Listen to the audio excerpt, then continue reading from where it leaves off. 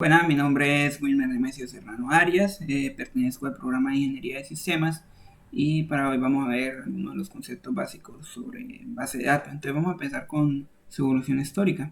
El término base de datos se usó por primera vez en un simposio celebrado en California en el año 1963. Su origen se remonta a la antigüedad cuando ya existían bibliotecas y registros acumulados de hechos y situaciones de forma escrita y gráfica. Obviamente, por falta de recursos tecnológicos, la búsqueda y recopilación de información era mucho más lenta que hoy en día. No había máquinas que ayudaban y pudieran reemplazar el trabajo manual. Entonces eso quiere decir que ya anteriormente ya se venían haciendo registros y guardando información a partir de libros, reseñas y hojas escritas en grandes estanterías. Después, en 1984, los censos se realizaban de forma manual, hasta que Hermann Holtzerich inventó la máquina automática de perforación de tarjetas, que se usó en el censo de Estados Unidos, mejorando significativamente el proceso de terminación de 7 años a 2 años y medio.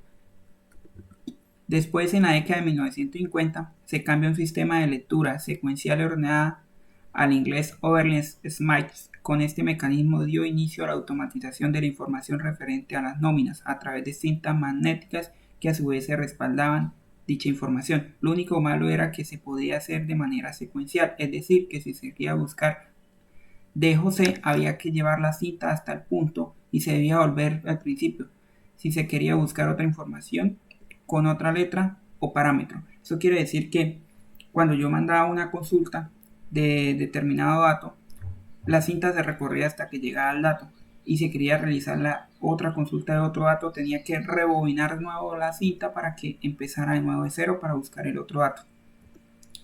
Después, posteriormente, en la época de los 60, las computadoras bajaron los precios para que las compañías privadas las pudieran adquirir, dando paso a que se popularizara el uso de los discos, cosas que fue un adelanto muy efectivo en la época debido a que a partir de este soporte se podía consultar la información directa sin tener que saber la ubicación exacta de los datos. Eso quiere decir que ya sale el disco duro que estructuró en una serie de mallas la información y que se busca de una manera más simple y sencilla. En esta misma época se dio inicio a las primeras generaciones de bases de datos de red y las bases de datos jerárquicas, ya que era posible guardar estructuras de datos en listas y árboles. Ahí al lado en la imagen podemos ver un disco duro de los antiguos, y acá podemos ver el modelo de red de Codalsi, que fue uno de los primeros modelos de red que se dio. Después, por lo que se respecta a la década de los 70, Edgar Falcón, científico informático inglés conocido por sus aportaciones a la teoría de la base de datos relacionales, definió el modelo relacional a la par, que publicó una serie de reglas para los sistemas de datos relacionales a través de su artículo Un modelo relacional de datos para grandes bancos de datos compartidos. Eso quiere decir que él ya empezó a hacer una relación entre las bases de datos, y podemos ver en la figura que tenemos nuestro nombre de base de datos principal, y de ahí se desprenden los ID, los verbos, definiciones, secciones y otras partes de la datos en un modelo un poco más centralizado. Como consecuencia de esto, durante la década de 1970, Lawrence J. Eason, más conocido como Larry Eason, a partir del trabajo de Edgar Cobb sobre los sistemas de base de datos relacionales, desarrolló Relational Software System, o lo que es lo mismo, lo que actualmente se conoce como la empresa de Oracle Corporación, desarrollando así un sistema de gestión de base de datos relacional con un mismo nombre de dicha compañía. Posteriormente, en la época de los 80, también se desarrolla SQL, o Structured Query Language, a lo que es lo mismo que un lenguaje de consultas o lenguaje declarativo de acceso de base de datos relacional, que permite efectuar consultas con el fin de recuperar información de interés de una base de datos y hacer cambios sobre la base de datos de forma sencilla. Además de analiza grandes cantidades de información y permite especificar diversos tipos de operaciones frente a la misma información, a diferencia de las bases de datos de los años 80 que se diseñaron para aplicaciones de procedimiento de transacciones. Entonces ya SQL se convierte hoy en día también como un estándar para uno hacer las consultas, y es el lenguaje que se usa para realizar consultas a la base de datos. Pues en la década de los 90 la investigación de bases de datos giraba en torno de las bases de datos orientadas a objetos, las cuales han tenido bastante éxito en la hora de gestionar datos complejos en los campos donde las bases de datos relacionadas no han podido desarrollarse de forma eficiente. Así que desarrollaron herramientas como Excel, Access del paquete de Microsoft Office que marcan el inicio de la base de datos orientada a objetos. La base de datos orientada a objetos podemos verla como un cubo de Rubik, y Excel y Access eso es lo que tienen, que tiene una serie de rejillas en la cual se incluye la información y se pueden generar varios libros de donde se pueden consultar esa información de cada uno de manera diferente. Bueno, entonces vamos a ver aquí algunos conceptos que miramos arriba. Entonces, ¿qué son las bases de datos de manera estructurada jerárquica? La estructura jerárquica fue usada en las primeras bases de datos. Las relaciones entre registros forman una estructura en árbol. Actualmente las bases de datos jerárquicas más utilizadas son IMSDM y registros de Windows de Microsoft. Entonces, ¿qué tenemos en esta base jerárquica? Tenemos que primero en la imagen podemos ver que tenemos un DTO principal, después que es el directivo profesional, y después aquí vamos estructurando que tenemos un profesor 1, un profesor 2, un profesor 3, después el profesor 1 maneja un curso, maneja un curso, y el profesor 1 maneja otro curso, el profesor 2 maneja un curso, el profesor 3 maneja otro curso. Entonces de forma jerárquica se organiza la información. Después tenemos las bases estructuradas en red. Es una estructura que contiene relaciones más complejas de jerarquía, admite relaciones de cada registro con varios que se pueden seguir por distintos caminos. Entonces podemos decir que en la imagen observamos cómo funciona este tipo de base de datos. Entonces tenemos unas ciudades, vendedores y productos. Entonces tenemos ciudades Cali, Medellín, Bogotá. Entonces para hacer una relación en red, Cali tiene que llegar a todos los vendedores. Como podemos ver, Cali llega a Carlos, Juan y María, pero Medellín tiene que llegar a Carlos y María, que son las relaciones directas, y en Bogotá solamente tenemos una relación directa entre Bogotá y María. Pero los vendedores tienen una serie de ventas de productos, entonces cada vendedor maneja varios productos. Por decir, Carlos tenemos que maneja el producto AB, pero Juan maneja 4 productos, B, C, D y E, y María también solamente maneja 2 productos, E y A. Base de datos con estructura relacional. La estructura relacional es la más extendida hoy en día, es la base más normal y la que más se usa. Almacena los datos en filas o registros, túpulas o columnas de campos atributos. Estas tablas pueden estar conectadas entre sí por claves comunes. Aquí en la imagen podemos ver que tenemos una serie de tablas. Tenemos la tabla de compras, compras de ART, clientes y artículos. Pero tenemos un PK y ese PK lo vemos en todas las 4 tablas. Entonces tenemos como nuestro ID, que es como es la llave primaria la cual relaciona cada uno de estos términos. Por decir, la code de compra la tenemos relacionada con las PK de compras de ART. Y si tenemos una compra, también está relacionado al código del cliente. Entonces todas las están relacionadas por medio de un ID. Entonces de ahí en esas tablas también podemos decir que si tenemos el usuario tal con el nombre de María, tiene un ID relacionado a la tabla de productos porque María tiene tales productos, pero también tiene una relación con la tabla de facturas porque ha realizado tales compras. Buenas bases de datos con estructura multidimensional, que es como la base de datos orientada a objetos. La estructura multidimensional tiene un parecido al modelo relacional, pero en vez de los datos dimensiones, filas y columnas, tiene n dimensiones. Esta estructura ofrece un aspecto como una hoja de cálculo.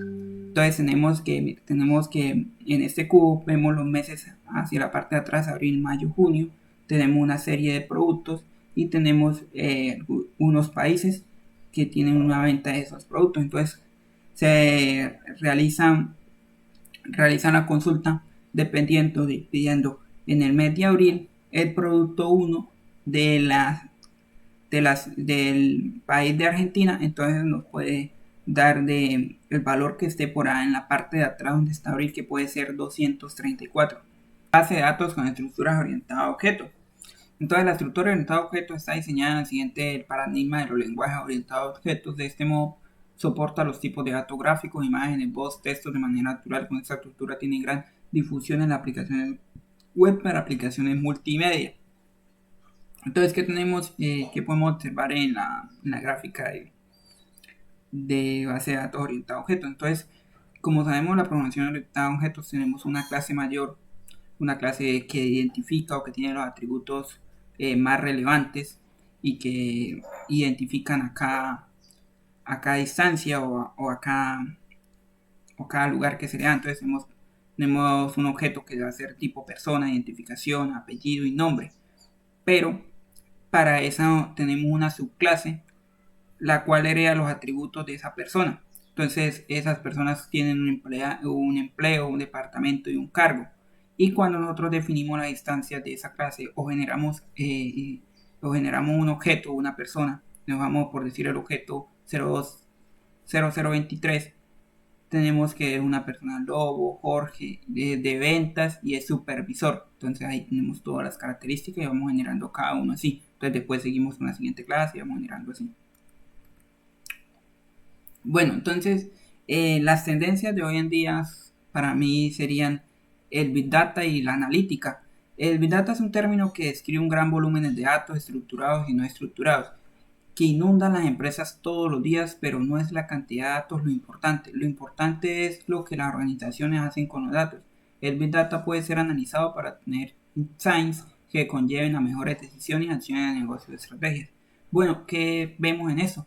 Pues el Big Data sigue en aumento y es algo que vemos muy arraigado, por decir, en la gran empresa como es Google, que toda la información que toma y que analiza, que le hace procesamiento a partir de inteligencia artificial, parámetros matemáticos y demás, términos estadísticos y otras causas demás. Todo es conllevar a tomar decisiones más claras y enfocar cómo ese tipo de información que está brindando el usuario o que la empresa tiene puede generar más recursos y llegar a darle opciones más rápidas a los usuarios como sugerencias, qué deben hacer, respuestas rápidas sin necesidad de tener un personal a cargo, sino que todo lo haga directamente el sistema. Bueno, como ejemplo de utilización de base de datos y en estos momentos se está trabajando en una plataforma web que era para la venta de tickets y teatros. Y para eso en áreas de contenido web y multimedia que se ve observando.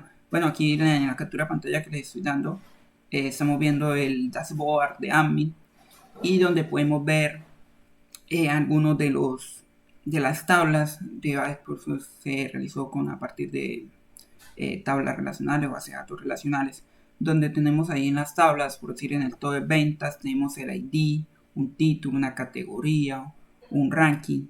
También tenemos en la otra parte, tenemos un ID, un orden, comprador, un estado.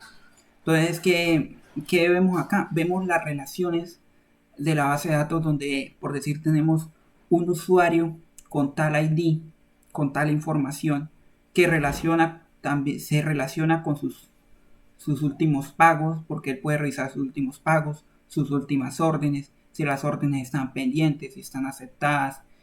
También podemos ver que también las órdenes están relacionadas a un top de ventas, por decir las que más se compran.